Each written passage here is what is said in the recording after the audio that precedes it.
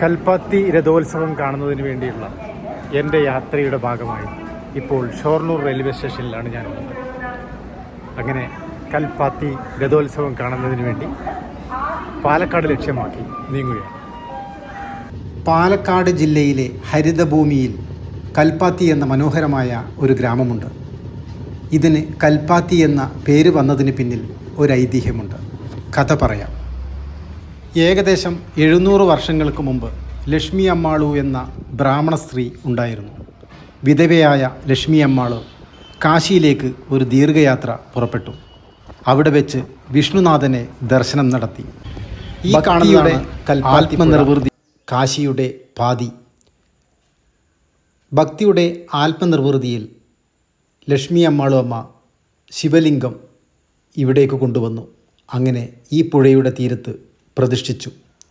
തൻ്റെ കയ്യിലുള്ള സ്വർണം മുഴുവൻ അന്നത്തെ പാലക്കാട് രാജാവിന് നൽകിക്കൊണ്ട് ഇവിടെ ഒരു ക്ഷേത്രം നിർമ്മിക്കണമെന്ന് ലക്ഷ്മി അമ്മാളു അമ്മ ആവശ്യപ്പെട്ടു. അങ്ങനെയാണ് ഇന്ന് കാണുന്ന ഈ ക്ഷേത്രം ഇവിടെ നിർമ്മിക്കപ്പെട്ടത്. പഴയ കൽപ്പാത്തി, പുതിയ കൽപ്പാത്തി, ചാത്തപുരം, ഗോവിന്ദരാജപുരം എന്നീ 4 ഗ്രാമങ്ങൾ ചേർന്നതാണ് ഈ അഗ്രഹാരം. കാലം കടന്നുപോയപ്പോൾ ക്ഷേത്രത്തിലെ പൂജാരികളും മേലധികാരികളും തമ്മിൽ തർക്കം രൂപപ്പെട്ടു. തർക്കം തീർക്കാൻ രാജാവ് തമിഴ്നാട്ടിൽ നിന്നും തഞ്ചാവൂരിലെ തമിഴ് ബ്രാഹ്മണരെ ക്ഷണിച്ചു വരുത്തി. പിന്നീട് അവരിൽ പലരും ഇവിടെ കുടിയേറി ക്ഷേത്രഭരണം ഏറ്റെടുത്തു. അങ്ങനെ അഗ്രഹാരങ്ങൾ രൂപപ്പെട്ടു. തമിഴ് സംസ്കാരത്തിൻ്റെ ഭക്തി ആചാരങ്ങളിൽ പ്രധാനപ്പെട്ടതാണ് രഥോത്സവം. ദേവനെ രഥത്തിൽ കയറ്റി ഈ ഗ്രാമം ചുറ്റുക. ദേവമന്ത്രത്തോടുകൂടി ഗ്രാമവീതിയിലൂടെ ഉത്സവമായി കൊണ്ടുപോകുന്നതാണ് ഈ ആചാരം. 10 ദിവസം നീണ്ടു നിൽക്കുന്ന ഈ ഉത്സവം ആദ്യ 7 ദിവസം വേദപാരായണവും ഭജനവും, പിന്നീട് ബാക്കി 3 ദിവസം വർണ്ണപ്പകിട്ടാർന്ന രഥോത്സവം. ഭംഗിയായി അലങ്കരിച്ച ഈ രഥത്തിൽ വിഷ്ണുനാഥ സ്വാമിയുടെയും വിശാലാക്ഷി അമ്മയുടെയും വിഗ്രഹങ്ങൾ ശുദ്ധമായ വേദമന്ത്രങ്ങളുടെയും നാദസ്വരങ്ങളുടെയും അകമ്പടിയോടുകൂടി ഗ്രാമവീതിയിലൂടെ ആനയിച്ച് ക്ഷേത്രമുറ്റത്ത് അവസാനിക്കും. ഇത് കേവലമൊരു ഉത്സവമല്ല, മറിച്ച് കേരളത്തിൻ്റെയും തമിഴ് സംസ്കാരത്തിൻ്റെയും ഐക്യത്തിൻ്റെ പ്രതീകം കൂടിയാണ് ഈ ഉത്സവം. രാഷ്ട്രീയ സാംസ്കാരിക രംഗത്തെ പ്രമുഖർ അവിടെ ഉണ്ടായിരുന്നു. അതിൽ പ്രധാനപ്പെട്ടതായിരുന്നു നമ്മുടെ രാഹുൽ മാക്കൂട്ടം. ഒരു ഫിലിം സ്റ്റാറിൻ്റെ പ്രതീതിയായിരുന്നു. മിക്ക സ്ത്രീകൾക്കും അദ്ദേഹത്തിൻ്റെ കൂടെ നിന്ന് ഫോട്ടോ എടുക്കണം. വിവാദങ്ങൾ എല്ലാവർക്കും അറിയാമല്ലോ. അതിനുശേഷമായിരിക്കണം ഇത്തരത്തിലുള്ള ഒരു ഫോട്ടോ എടുപ്പ് തുടങ്ങിയതെന്ന് തോന്നുന്നു. നേരത്തെ സുരേഷ് ഗോപിക്കും ഈ ഒരു അനുഭവം ഉണ്ടായിട്ടുണ്ട്.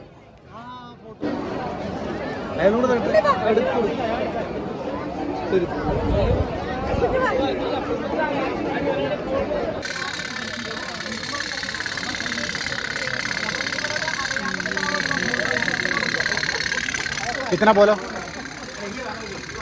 नहीं पैसा बोलो ना. कितना? 40.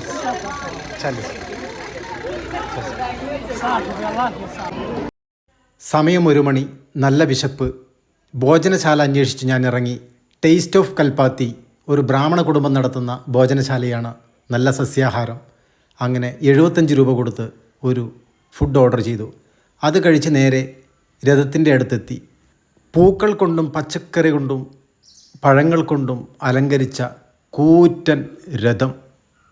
ഭീമാകാരനായ രഥത്തിന് മുന്നിൽ വലിയ തിരക്കാണ് ജനങ്ങളുടെ സെൽഫി എടുക്കുന്നതിന് വേണ്ടി. ഇനിയും 2 മണിക്കൂർ അവശേഷിക്കുന്നു ഈ രഥബലി ഉത്സവം തുടങ്ങാൻ. ഞാനും ഒരു സെൽഫി എടുത്തു. നോക്കൂ, ആ കമ്പക്കയർ എത്ര വലിപ്പമുണ്ട്.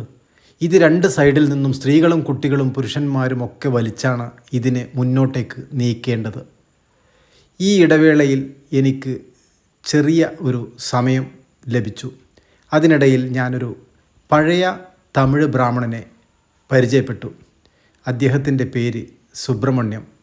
പഴയ ഷിപ്പിംഗ് കമ്പനിയിലെ ഒരു റിട്ടയർഡ് ഉദ്യോഗസ്ഥനാണ്.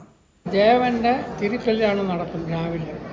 അത് കഴിഞ്ഞിട്ട് രഥത്തിൽ കയറും. എന്നിട്ട് കഴിഞ്ഞിട്ട് ഗ്രാമപ്രദക്ഷിണം 3 ദിവസമായിട്ട് പാർട്ടായിട്ട് പോകും. ഇന്നലെ അവിടെ നിന്ന് പുറപ്പെട്ട് പുതിയ കൽപ്പാത്തി എന്ന് പറയുന്ന ആ എൻഡ് വരെ പോയിട്ട് അവിടെ നിന്ന് തിരിച്ച് വന്ന് ഇത് കച്ചേരി ഇത് ദേവസ്വത്തിൻ്റെ ഇടമാണ്. ഇടം അവരുടെ അച്ഛൻ്റെ ഈ രാജകുടുംബന്മാരെയാണ് അവരുടെ ഇടത്തിൻ്റെ മുമ്പത്ത് വന്ന് നിൽക്കും. കൽപ്പാത്തി എന്നുള്ള പേരെങ്ങനെയാ വന്നേ? ആക്ച്വലായിട്ട് കാശീന്റെ പാതി ഈ അമ്പലം വെച്ചപ്പോൾ ഈ ഇതൊക്കെ ചെയ്യണം, ദേവി പൂജകളൊക്കെ ചെയ്യണമല്ലോ. അതിനു വേണ്ടി എട്ടിക്കൊമ്പി അച്ഛൻ എന്നൊരു രാജാവുണ്ടായിരുന്നു. അവര് വന്നിട്ട് തഞ്ചാവൂരിൽ നിന്ന് ഒരു ബ്രാഹ്മണ കുടുംബം, ഒരു 10 ബ്രാഹ്മണ കുടുംബത്തെ ഇവിടെ വന്ന് പാർപ്പിച്ചിട്ട് അവർ ഈ പൂജാകർമ്മങ്ങളൊക്കെ ചെയ്യും. അപ്പോൾ തഞ്ചാവൂരാണ് ഇതിൻ്റെ ബേസിക്. സോ അതിൽ നിന്ന് ഉത്ഭവമായി ഇങ്ങനെ പെരുകി വന്നാണ് ഈ ഗ്രാമത്തിലെ അഗ്രഹാരത്തിൽ ബ്രാഹ്മിൻ കമ്മ്യൂണിറ്റിയാണ് മാക്സിമം. ഇവിടെ എല്ലാം ബ്രാഹ്മിൻസാണ്. ഇതൊരു വാർഡാണോ? ഇത് വാർഡ്, നമ്മുടെ മുനിസിപ്പാലിറ്റിയുടെ വാർഡാ? മുനിസിപ്പാലിറ്റി വാർഡാണോ? മുനിസിപ്പാലിറ്റി വാർഡാണ്. നിങ്ങൾ എത്ര ജനസംഖ്യ ഉണ്ടാവും ഇതിൽ, ഇവിടെ ഈ അഗ്രഹാരത്തിൽ? ഈ അഗ്രഹാരത്തിൽ എന്ന് പറഞ്ഞാൽ ഒരു 5,000-6,000 ആളുണ്ടാവും. ഇതിന്റെ ഈ ചെലവൊക്കെ നിങ്ങൾ ഓരോ കുടുംബങ്ങൾ വഹിക്കുക? ഇല്ല, ഞങ്ങളൊക്കെ ഡൊണേറ്റ് ചെയ്യും. ഞങ്ങൾ അമ്പലത്തിലേക്ക് ഡൊണേറ്റ് ചെയ്യും. അല്ല, ഉത്സവത്തിന്റെ ചെലവൊക്കെ? ഉത്സവത്തിന് ഞങ്ങൾ എല്ലാവരും ഡൊണേറ്റ് ചെയ്യും. ഓരോ കുടുംബം എല്ലാ വർഷവും? എല്ലാ വർഷവും ചെയ്യും. വലിയ ചെലവ് വരില്ലേ? വലിയ ചെലവ് വരില്ലേ? അതില്ലാതെ പിന്നെ അവിടെ ഈ അമ്പലത്തിന്റെ സൈഡിലൊക്കെ കടകൾ വാടകയ്ക്ക്. സോ അവിടെ ഈ പടി ഇറങ്ങുന്ന സ്ഥലത്ത് ഒരു കടയുണ്ട്. അയാളാണ് ഇതിൽ ഏലം എടുക്കുക. ഏലം വിളിക്കുക. അപ്പൊ അതിന്റെ വരുമാനമൊക്കെ 12 ലക്ഷം എന്താണ്, 12 ലക്ഷം വെച്ച് ഏലം വെച്ച് ഇയാളെ ഈ പിരിവുകളൊക്കെ അയാൾ വഹിച്ചിട്ട് ഈ ദേവസ്വത്തിന് 12 ലക്ഷം രൂപ കൊടുക്കും. അത് വെച്ചിട്ടാണ് ഇവർ തേരൊക്കെ നടത്തുന്നത്. ഈ ക്ഷേത്രത്തിൽ ഡെയിലി ഭക്തന്മാർ വരുന്നുണ്ടോ? ഡെയിലി വരും. എല്ലാ ജാതിക്കാർക്കും വരാമോ? എല്ലാ ജാതിക്കാർക്കും ഇല്ല. മുസ്ലിങ്ങളുണ്ട്, മുസ്ലിം ക്രിസ്ത്യൻ ഒഴിച്ച് ഹിന്ദുക്കൾ എല്ലാവരും വരും. പിന്നെ ഹിന്ദുസ് ലുങ്കി ധരിച്ച് ഉള്ളിലെ അകത്ത് കൊണ്ടില്ല. സുബ്രഹ്മണ്യം സാറ് ഒരു ഷിപ്പിംഗ് കമ്പനിയിലെ റിട്ടയർഡ് ഉദ്യോഗസ്ഥനാണ്. അദ്ദേഹം അവിടുത്തെ ചില ആചാരങ്ങളാണ് വിവരിച്ചത്. ഈ കാണുന്നതാണ് രാജാവ്. ഇവർ വർമ്മ വിഭാഗമാണ്. ഇവർക്കാണ് ഇതിൻ്റെ ഈ അധികാരം കൊടുത്തിരിക്കുന്നത്.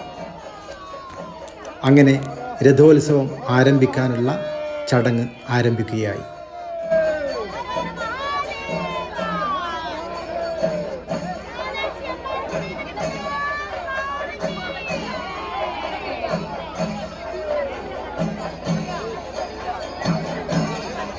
വലിയ വലിപ്പം കൂടിയ നീളമുള്ള കമ്പ. ഇത് 2 സൈഡിൽ സ്ത്രീകളും പുരുഷന്മാരും കുട്ടികളുമടക്കം വലിയ ഒരു ജനാവലിയാണ് ഇതിനെ വലിക്കുന്നത്. പിന്നെ ഇതിൻ്റെ പിറകിൽ ഒരു JCB സപ്പോർട്ടിന് ഉണ്ട്. മറ്റൊരു രഥത്തിൽ വേറൊരു അതിഥിയുണ്ട്. പയ്യെ കാണാം. വീഡിയോ മുഴുവനായിട്ട് നിങ്ങൾ കാണുക. തീർച്ചയായിട്ടും ഈ വീഡിയോ നിങ്ങൾക്ക് ഇഷ്ടപ്പെടും. വളരെ ബുദ്ധിമുട്ടിയാണ് ഈ വീഡിയോ ഞാൻ റെക്കോർഡ് ചെയ്തത്. ചെരുപ്പ് ധരിക്കാൻ പാടില്ല രഥം വലിക്കുമ്പോൾ, അത് നിർബന്ധമാണ്. പല ചിട്ടാവട്ടങ്ങളും ഉണ്ട്.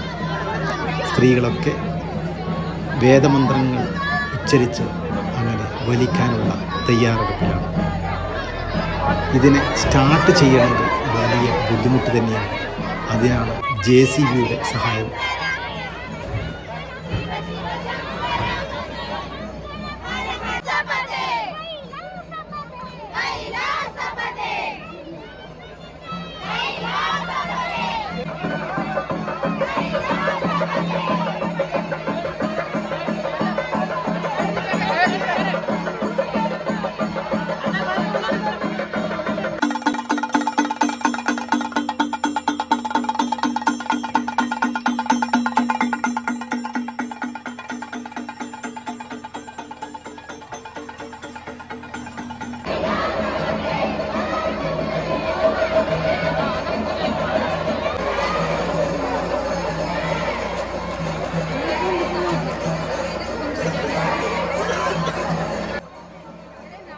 ഒരു 4 നില ബിൽഡിങ്ങിൻ്റെ ഉയരമുണ്ട് ഈ ഒരു രഥത്തിന്. ഇതിൽ ചെറുതാണ് അടുത്തത്, അതിലും ചെറുതാണ് മൂന്നാമത്തത്. 3 രഥമാണ് ആകെയുള്ളത്. ഈ രഥം സപ്പോർട്ട് ചെയ്യുന്നത് JCB ആണ് പിറകിൽ നിന്ന്. അടുത്തതാണ് രസകരമായ ഒരു അതിഥി. കാണുക വീഡിയോ. നല്ല ഒരു അനുഭൂതിയായിരുന്നു കൽപ്പാത്തി രഥോത്സവം. ഏവരും നേരിട്ട് കാണേണ്ടത് തന്നെയാണ് ഈ രഥോത്സവം. ആഘോഷ തിമിർപ്പിലാണ് എങ്ങും ജനങ്ങൾ. വലിയ പോലീസ് സെക്യൂരിറ്റിയൊക്കെയുമുണ്ട്. ഇതെങ്ങാൻ ചെരിഞ്ഞ് വീണുപോയാൽ വലിയ അപകടം സംഭവിക്കും. ആ രഥത്തിനകത്ത് കുറേ കൊച്ചു കുട്ടികളൊക്കെ ഇരുന്നിട്ടുണ്ട്.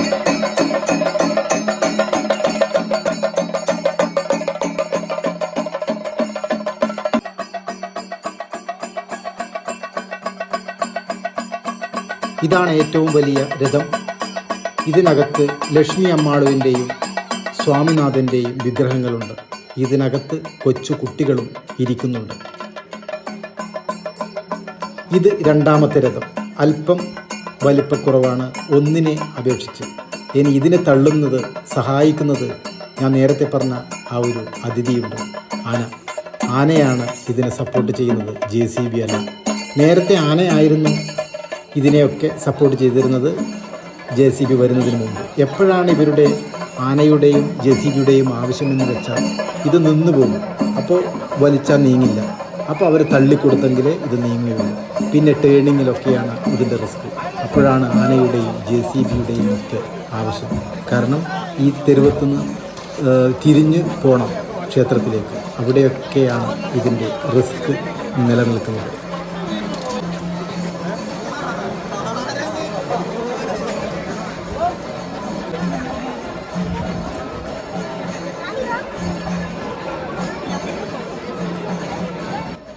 സംസ്ഥാനത്തിൻ്റെയും അന്യസംസ്ഥാനത്തിൻ്റെയും വിവിധ ഭാഗങ്ങളിലുള്ള ജനങ്ങളോടൊപ്പം വിദേശികളുമുണ്ട് ഈ രഥോത്സവം കാണാൻ.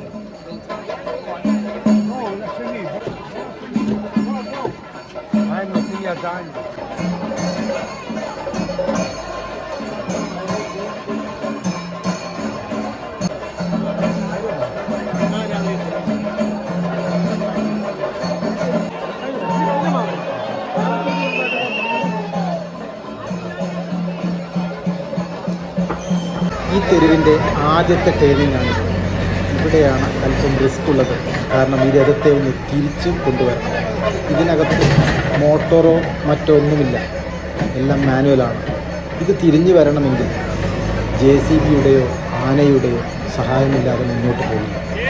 അത് തിരിക്കുന്ന ഒരു പരിശ്രമമാണ് കാണുന്നത്. സൈഡിൽ ഇലക്ട്രിക് ലൈനുകളുണ്ട്, ബിൽഡിങ്ങുകളുണ്ട്, ജനങ്ങളുണ്ട്. ഇത് ചെരിഞ്ഞ് വീണാൽ വലിയ അപകടമുണ്ടാകും. പക്ഷേ ഇതുവരെ അങ്ങനെ ഒരു അപകടമൊന്നും ഉണ്ടായിട്ടില്ല. പോലീസൊക്കെ ജാഗരൂകരായി വളണ്ടിയേഴ്സൊക്കെ നിയന്ത്രിക്കുന്നുണ്ട്. നോക്കാം എങ്ങനെയാണ് തിരിഞ്ഞുകൊണ്ടിരിക്കുകയാണ്. ഏറ്റവും വലിയ രഥം അങ്ങനെ തിരിഞ്ഞ് അടുത്ത സ്ട്രീറ്റിലേക്ക് പോയിക്കൊണ്ടിരിക്കുകയാണ്.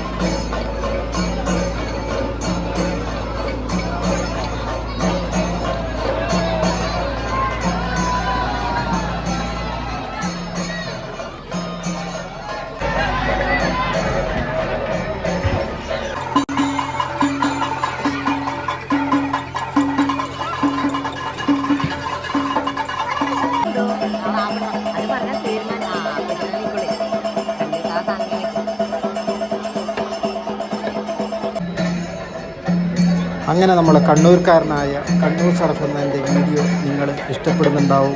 എല്ലാവരും ഗ്രൂപ്പിലൊക്കെ ഷെയർ ചെയ്യണമെന്ന് സവിനയം അഭ്യർത്ഥിക്കുന്നു. സബ്സ്ക്രൈബ് ചെയ്യണം. നമ്മൾ ആന തള്ളിയെങ്കിൽ മാത്രമേ ഈ ടേണിങ്ങിൽ നിന്ന് രണ്ടാമത്തെ രഥം നീങ്ങുള്ളൂ. ഈ ആനയുടെ തുമ്പിക്കൈക്ക് കണ്ട നിങ്ങളൊരു ചാക്കത്ത് വെച്ച് കെട്ടിയിട്ട് അതിന് വേദനിക്കുന്നതായിട്ട് കണ്ട യാ അല്ലാ റബ്ബേ എന്ന് പറഞ്ഞിട്ട് ഒരു ഉന്തലാണ് ആന. ഉന്ത്യാലയി ടയറങ്ങ് തിരിയുന്നതാണ്. നല്ല ഫുള്ള് ശക്തി എടുത്തിട്ട് ആന തള്ളുന്നുണ്ടെങ്കിൽ ഇങ്ങനെ തള്ളിയിട്ട് വേണം ഇത് പോകാൻ വേണ്ടിയിട്ട്. അല്ല യാ അല്ലാ യാ റബ്ബേ കാത്തോളി എന്ന് പറഞ്ഞിട്ടൊരു തള്ളലാണ് മനസ്സിൽ പ്രാർത്ഥിച്ചിട്ട് ആനയും ഈ വീഡിയോ എടുക്കുന്ന ഞാനും.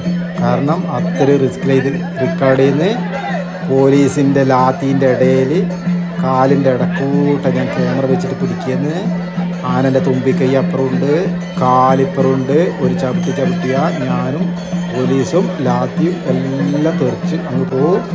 അങ്ങനെ മക്കളെ റിസ്ക് എടുത്തിട്ടാന്ന് പഠിച്ചോനെ കാത്തോടീന്ന് പറഞ്ഞിട്ട് ഒരറ്റുമ്പലാന്ന് ആന കണ്ടോ. ഇതിന്ന് പോകുന്ന് രഥം നീങ്ങുന്നുണ്ട്. നോക്കിയാൽ നിങ്ങൾ അതിൻ്റെ റിസ്ക് എത്രയാ നോക്കിയേ. ആനേൻ്റെ തുമ്പിക്കൈ വേദനിക്കുന്നതുകൊണ്ട് അതിന് നമ്മളെ ചണേൻ്റെ പണ്ടത്തെ ചാക്ക് അതിന് കെട്ടി പാവം ഇങ്ങനെ ഉണ്ടെങ്കിലേ നീങ്ങും. കാത്തോളീന്ന് പറഞ്ഞിട്ട് അങ്ങനെ ഒരു ഉണ്ടലം പാപ്പാനും മാക്സിമം സഹായിക്കുന്നുണ്ട്.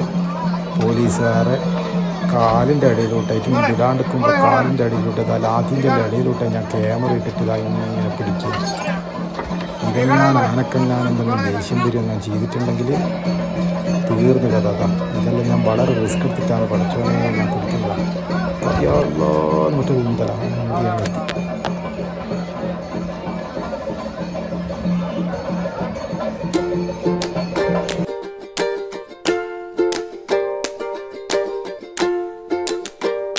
കണ്ണൂർ ഷറഫ് എന്ന എൻ്റെ യൂട്യൂബ് ചാനലിലെ ഈ വീഡിയോ ഇവിടെ ഉപസംഹരിക്കുകയാണ്. എനിക്ക് നാട്ടിലേക്ക് വരാനുള്ള ട്രെയിനിൻ്റെ സമയമായിരിക്കുന്നു, 5 മണിയായിരിക്കുന്നു. പുതിയ വ്യത്യസ്തമായ വീഡിയോയുമായി വരുന്നത് വരെ എല്ലാവർക്കും നന്ദി, നമസ്കാരം, ഗുഡ് ബൈ.